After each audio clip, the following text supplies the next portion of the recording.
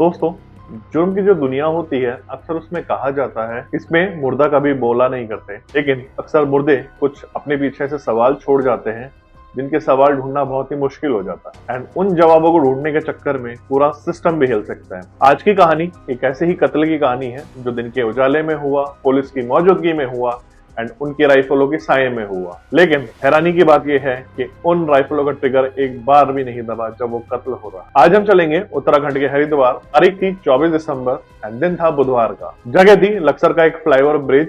इस flyover bridge पर लोग अक्सर तो वैसे आते जाते थे, लेकिन इस दिन इस लक्सर ब्रिज पर एक वैन जा रही थी एंड उस वैन के अंदर बैठा हुआ था एक हाई प्रोफाइल कैदी। जी हाँ, ये वो कैदी था जिसने पश्चिमी उत्तराखंड में काफी एक टाइम पे आतंक मचाया हुआ था। उस हाई प्रोफाइल कैदी की सुरक्षा के लिए उस वैन में 3 पुलिसकर्मी भी बैठे थे जो निहत्थे नहीं थे, जबकि उनके पास ऑलरेडी लोडेड हथियार थे। अचानक फ्लाईओवर पर ट्रैफिक धीमा होता है। धीमा होने के बाद उसी वैन के पास 2 लड़के मोटरसाइकिल पे आते हैं जो कि बड़े बेखौफ से आए थे। वो क्या करते हैं, जैसे ही वैन धीमी होकर रुकती है ट्रैफिक में, वो उसमें से एक इंसान अपनी जेब में से एक पिस्टल निकालता है, उसको आराम से लोड करता है एंड जो उस वैन में कैदी बैठा होता है उसकी तरफ एम कर देता है। एम करते ही वो अपना ट्रिगर दबा देता है एंड उस पर 2 गोलियां लगती हैं। दोस्तों, नजारा तो देखिए कि वो जब ये चीजें कर रहे थे तो पुलिस वाले भी साथ बैठे हुए थे एंड पुलिस वालों तक से इतनी हिम्मत नहीं हुई कि वो उसको रोक पाए। खैर, जब वो गोली चला देते हैं तो एक गोली उसके सीने में एंड दूसरी गोली उसके पेट में लगती है एंड ये कांड करने के बाद वो बड़े इत्मीनान से, आपने सोचा होगा कि भाग के जाएंगे, दौड़ के जाएंगे, नहीं, वो बड़े आराम से टहलता हुआ जाता है जैसे कहीं पार्क में घूम रहा हो एंड सडनली बाइक पे बैठकर वो दोनों फरार हो जाते हैं। वो जो 3 पुलिस वाले होते हैं उनकी मजाल भी होती है कि वो अपनी जो राइफलें उनके पास थी उनसे कुछ एम कर पाए, उनको शूट कर पाए, उनके पैरों पे गोली मार पाए। अक्सर वैसे तो पुलिस आजकल पुलिस के जो निशाने होते हैं बहुत ही तेज तर्रार होते हैं, वो रात के अंधेरे में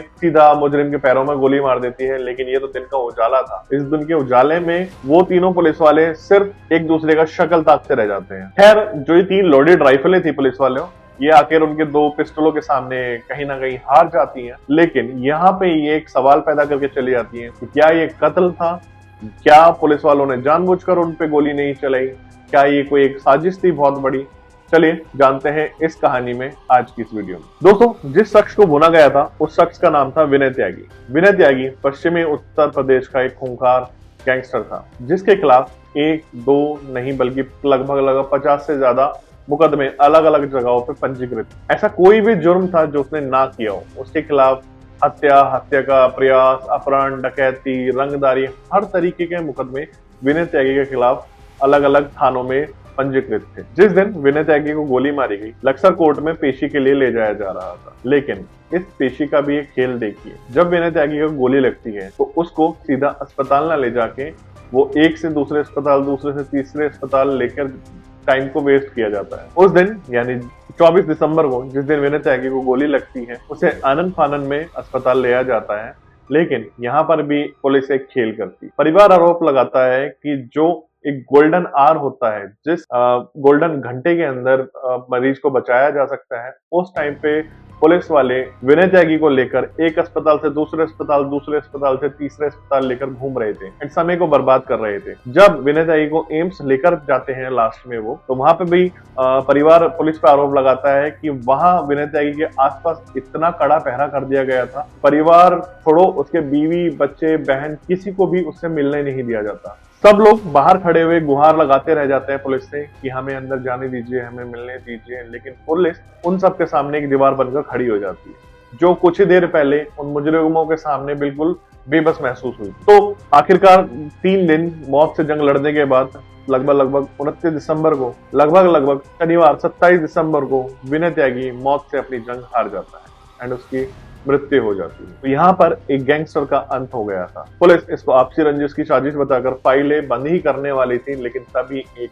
तूफान उठता है। उस तूफान का नाम था विनय त्यागी की बहन, जिसने इस कहानी का पूरा रुख ही बदल दिया। विनय त्यागी की मौत के बाद एक महिला जो विनय त्यागी की बहन अपने आप को बता रही थी, वो मीडिया के सामने आती है एंड वो एक ऐसे राज को खोलती है जिससे पूरा सिस्टम ही नहीं, जो आसपास के रसूखदार थे उन पर भी शक गहरा जाता है। बहन ने चीख कर खुलासा किया कि मेरा भाई कोई गैंगवार में नहीं मारा गया, जबकि उसकी एक साजिश के तहत हत्या कराई गई एंड इस शिकार की कीमत थी 750 करोड़ रुपए। जी हाँ, आपने सही सुना, 750 करोड़ रुपए का एक साजिश थी जो विनय त्यागी की हत्या के पीछे। बहन का सीधा आरोप था कि इस हत्या के पीछे शहर के बड़े बड़े रसूखदार, ठेकेदारों और सिस्टम के लोग मिले हुए हैं, जिसमें एक सबसे बड़ा नाम सामने जो आता है, जिसका नाम बहन भी लेती है, उसका नाम था सुभाष त्यागी। सुभाष त्यागी पेशे से एक बड़ा ठेकेदार था, जिसके राजनीतिक गलियारों में भी बड़ी अच्छी उठपैठ थी, सिस्टम के अंदर भी अच्छी खासी जान पहचान थी। एंड यही ये राज जुड़ता है सुभाष त्यागी के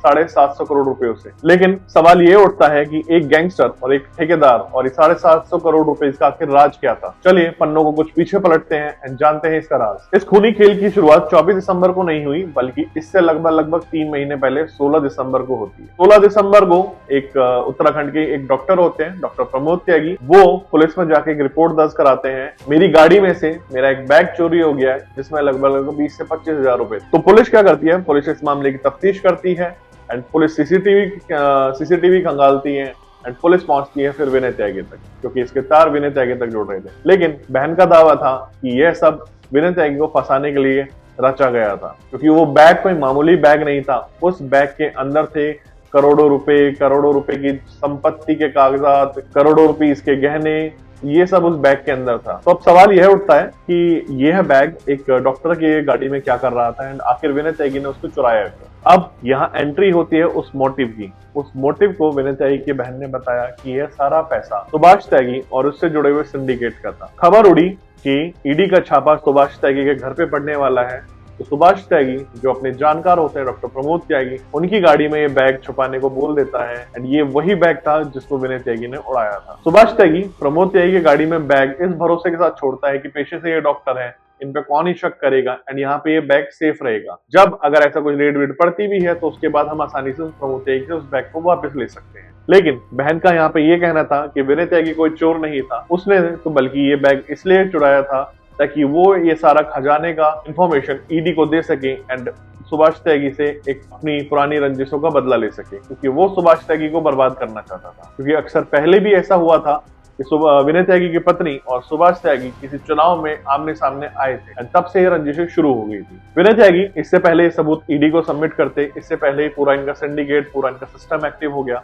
बहन ने मीडिया को बताया कि विनय त्यागी और उसकी जो पत्नी है निशा त्यागी, उसको किसी झूठे केस के चक्कर में उन लोगों को घर से उठाया जाता है बिना किसी वारंट के, बिना किसी सबूत के एंड 2 दिन तक पुलिस उनको अपनी हिरासत में रखती है। यहाँ पर विनय त्यागी को पुलिस डराती है, धमकाती है और साथ ही साथ कहती है कि हमें वो बैग वापस दे दो, नहीं तो हम तुम्हारे पूरे खानदान को खत्म कर देंगे। तो मरता क्या ना करता विनय त्यागी आखिरकार पुलिस के सामने टूट जाता है एंड वो पुलिस को वो बैग दे देता है।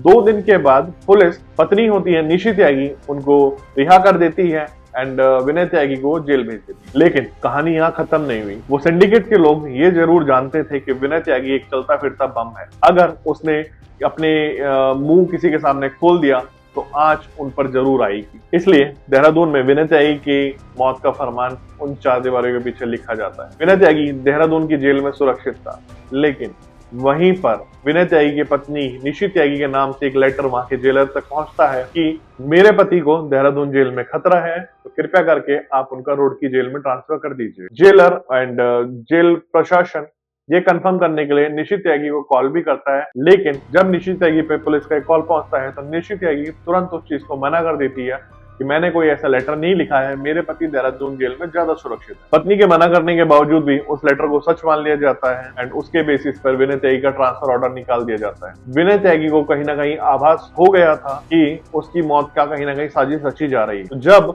विनय त्यागी को ट्रांसफर करने के लिए जेल के बाहर लाया जाता है, शुरू में विनय त्यागी के साथ निहत्थे पुलिस वालों को भेजा जा रहा था। यहाँ पर विनय त्यागी अड़ जाता है। वो पुलिस के सामने ये रखता है कि मुझे पुलिस वालों के हाथों में हथियार चाहिए, मैं निहत्थे पुलिस वालों के साथ नहीं जाऊंगा। तो यहाँ पर पुलिस वालों को झुकना पड़ता है, क्योंकि विनय त्यागी वहां पर जेल पर अड़ गया था।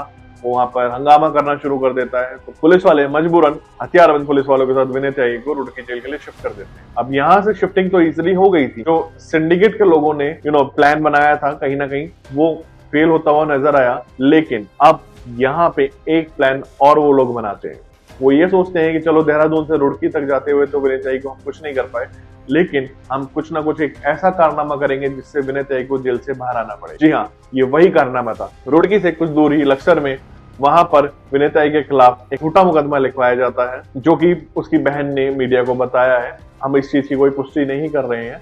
तो बहन मीडिया को बताती है कि विनय त्यागी के खिलाफ लक्सर में एक झूठा मुकदमा लिखाया जाता है, ताकि विनय त्यागी को रुड़की जेल से बाहर आना पड़े और लश्कर कोर्ट में उसको पेशी के लिए जाना पड़े। खैर, आजकल तो आपको पता है कि कोर्ट में वर्चुअल पेशियां काफी होती हैं, लेकिन जब वो कहते हैं ना कि अगर प्लान अंदर से मिलके बना हुआ हो तो कौन ही क्या कर सकता है। खैर, इसी चीजों के तहत कहानी के तहत बहन पुलिस को बताती है कि जब रुड़की जेल से विनय त्यागी को जब लक्सर कोर्ट के लिए ले जाया जा रहा होता है, तो उसी फ्लाईओवर पर यही दो हथियारबंद बदमाश उसकी गोली मारकर हत्या कर देते। विनय त्यागी को कहीं ना कहीं पता ही था कि ये सब होने वाला है। उसने परिवार को सब कुछ बता दिया था, लेकिन आखिर वो करता भी तो करता क्या, वो सिस्टम के सामने हार गया, वो बेबस था। लेकिन अगर उसको सही तरीके से सजा मिलती तो उसको जो भी सजा मिलती, चाहे फांसी मिलती, चाहे जेल मिलती, चाहे उम्र कैद मिलती, लेकिन वो कानून के दायरे में होती। अब जो उसके साथ हुआ था, ये कानून के दायरे से बाहर हुआ था, जो कई सवाल खड़े कर गया पुलिस की लापरवाही के ऊपर, पुलिस की मजबूरियों के ऊपर, कि आखिर कौन ऐसे लोग हैं जिनके सामने पुलिस इतनी बेबस हो गई थी कि उन्होंने दिन दहाड़े इस क्राइम को होने दिया। दोस्तों, विनय त्यागी की हत्या के बाद कई सवाल हैं जो उठते हैं कि आखिर उन 750 करोड़ रुपीस का बैग जो था वो डॉक्टर प्रमोद त्यागी के गाड़ी में कहां से आया, आखिर उस बैग का राज क्या है, उस बैग को आखिर कौन कौन लोग पाना चाहते थे, एंड पुलिस ने ऐसा रातों रात क्यों किया कि रातों रात उस पर मुकदमे दर्ज कर लिए ताकि विनय त्यागी को बाहर आना पड़े। एंड में उत्तराखंड सरकार ने जांच की बात तो कही है, लेकिन क्या आपको लगता है कि उत्तराखंड पुलिस इस जांच को अच्छे से कर पाएगी, जहां उन्हीं की आंखों पर छींटे आने के चांसेस हैं। दोस्तों, यह कहानी हमें सोचने पर मजबूर करती है कि क्राइम की दुनिया में घुसना तो बहुत आसान है, लेकिन वहां से निकलने का सिर्फ एक ही रास्ता होता है, मौत।